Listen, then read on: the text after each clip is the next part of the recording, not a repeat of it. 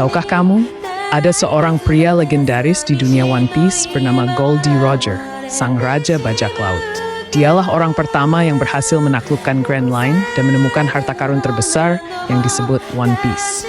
Namun, hidup Roger tidak panjang. Meski begitu, dia meninggalkan warisan besar, sebuah era baru yang penuh kebebasan dan impian. Sebelum dieksekusi, Roger berkata bahwa harta karunnya ada di satu tempat, dan siapapun yang menemukannya bisa memilikinya. Kata-kata itu membakar semangat seluruh lautan. Dari situlah dimulai era bajak laut besar, yang mendorong ribuan orang berlayar demi mengejar mimpi mereka. Termasuk Monkey D. Luffy, pemuda yang kini melanjutkan jejaknya untuk menjadi raja bajak laut berikutnya. Jadi bisa dibilang, tanpa Goldie Roger, dunia One Piece tidak akan seheboh sekarang. Meski dikenal sebagai raja bajak laut, Goldie Roger bukanlah sosok yang ditakuti karena kekejaman, melainkan karena kebebasan dan keberaniannya.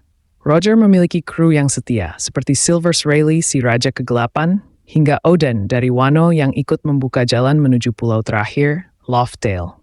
Di sanalah Roger akhirnya menemukan rahasia dunia, termasuk makna sejati dari nama D. Namun penyakit mematikan membuat Roger sadar waktunya tak lama lagi.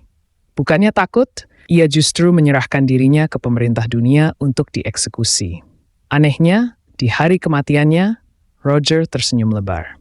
Senyuman itulah yang menandai lahirnya era bajak laut besar, karena kata-katanya sebelum mati menjadi api yang tak pernah padam di hati para generasi baru.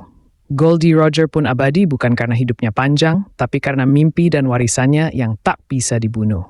Kematian Goldie Roger ternyata bukan sekadar akhir, tapi awal dari sesuatu yang besar. Sebelum menyerahkan diri, Roger sempat bertemu dengan sahabatnya, Garp sang pahlawan angkatan laut. Ia menitipkan anak yang belum lahir dari istrinya, Portgas D. Rouge. Roger tahu darah D akan terus membawa gelombang besar bagi dunia.